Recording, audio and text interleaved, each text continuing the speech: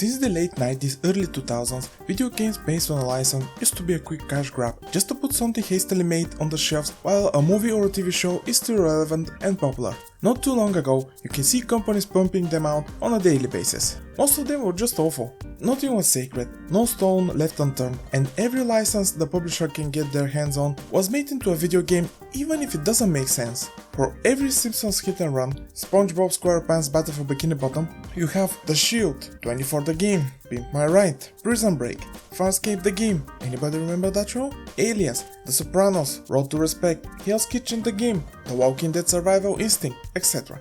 The last one is actually painful because it was made by Terminal Reality, the devs behind Blood Rain 1 and 2, and probably one of the best users of license, Ghostbusters the video game. Anyway, the reason why I specifically focus on TV shows is because of today's game, Ed, and Eddy The Misadventures. It's based on a TV show, a childhood favorite of mine. I used to love it and watch it religiously, even when the episodes were repeating. In the center of the show are three kids, the titular Ed, and Eddy, referred as the Eds quite often. They all live in the fictional town of Peach Creek in the suburban area of Cul-de-sac, which literally means a dead end. In each episode, they try to scam the other kids from the neighborhood and make money so they can buy the mythical jawbreakers. To my understanding, this is some type of hard candy. There are actually 3 games using the license: Jawbreakers for the Game Boy Advance, Ed, and Eddy Scam of the Century for the DS, and Ed, and Eddy The Misadventure. There is one more for mobile phones called Ed, and Eddy Giant Jawbreakers, released in 2004. Here are some screenshots from that game. Anyway, I'll focus on the most easily obtainable one. I actually bought a copy of the game a couple of years ago, but I decided to use a nicer file I found on the internet.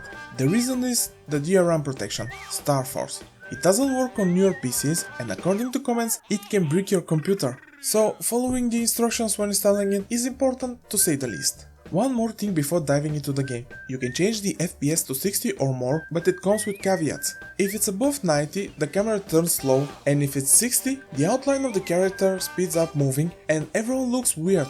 And because of that, and wanting to keep the look of the game, I left the game running at 30 FPS. It didn't matter much. It plays fine. Also, the game footage you see is in 4:3 aspect ratio because 16:9 is stretching the game. It requires some tinkering to run it, but nothing too difficult. I'll leave a link in the description to the PC Gaming wiki page for all the necessary tweaks. At first glance, the game looks like a 3D platformer, but it's actually a puzzle game with some light platforming and action. You control one of the Eds and the others follow along. Each of them has abilities for you to use. Ed is the strongest and he can lift, carry and or throw heavy objects, run like a maniac and smash any obstacle stopping the trio. Also, he uses his head as a weapon. Double D can unlock doors, fix things, they're essentially the same thing in context of the game, uses slingshot to shoot water balloons at distant targets, and uses the other 2 Eds as a trampoline to jump to higher places. Eddy has a stink bomb to stun enemies and balance on the other 2 Eds so he can pick up stuff from higher places or for the trio walking on a team platform. And pretty much that's it. The levels are designed around constantly switching the Eds and using their abilities. Here is the kicker: the game is not hard and the puzzles are easy. They mostly consist of collecting stuff to unlock something, reach a higher point to pull a lever, or something similar. Through the first half of the game, you constantly get hints on what to do. It was actually annoying. Oh, this is quite unfortunate. The abilities predispose the gameplay to have much more complex puzzles. The only time that you have to think for yourself that sticks out in my mind is this section. You are left on your own to figure out how to cross the water. The solution is to hit the car with Ed's Batter Ed Ram. It's actually kind of disappointing because the potential is there. To be fair, the game's target age demographic is not me. Despite that, I had fun. I found the usage of Eds is spread more or less equally. I had my preferences, like using Ed for smashing enemies. It's way more fun than hitting with a plank or a yo-yo. They have uses though. For example, Eddy's yo-yo has a wider reach. so it's good for keeping distance from enemies.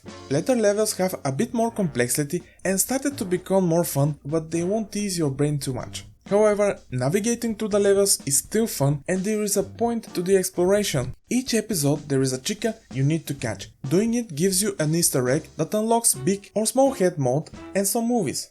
The levels are essentially new episodes. You'll be on all sorts of wacky situations only the Eds can stir. Sneaking into a birthday party, going to a haunted house, etc. They might sound boring, but those who watch the show know nothing is that simple. My favorite episode is Ed on Arrival. The Eds have to make it through an obstacle course, a construction site, so they can get a badge. It offers the biggest variety of tasks and you have to constantly change between the Eds. It includes also fight against Rolf's goat, whack-a-mole section, and finishes with race against Kevin. For those unaware of the show, Rolf and Kevin are part of the kids in the neighborhood. The coolest part is that you don't choose the levels from a menu and they don't just play one after the other. You physically explore cul-de-sac to find each episode. They are not just shoved in one corner, rendering the neighborhood as just as window dressing. And here is the thing, I know it's a cliche, but the best thing about the game is capturing the spirit of the show. The look is spot on. Voice actors represent their roles, music and sound effects are probably ripped from the show, and the situations the Eds get in feel like straight out of unreleased season, and the movement animations are a show stealer. They are, as seen in the show. The developer really cared about the game they were making. As much as I praise the game for what it did right, there are few things that rubbed me the wrong way. One of the most annoying things is the constantly repeating lines from the Eds. It can get on your nerves. Sometimes there is not even a pause, just shooting the same line over and over again. The other disappointing thing is the PC port. It's bare bones. There is almost no video options and you can't rebind controls. There are 3 different control schemes for playing with mouse and keyboard and one for a controller. I tried both of them but ended up playing with the controller. The mouse and keyboard never felt good. Turning the camera with the mouse, it goes all over the place. Also, the on-screen prompts display the keyboard buttons. Not that it will help showing up the controller ones, they are just numbers. The port is disappointing, but the issues are not game-breaking. Speaking of the dev, they used to make a lot of licensed games. Just look at their library. They have few original titles, but it's mostly licensed games. What pays the bills, I guess? They were known at the time as Artificial Mind and Movement.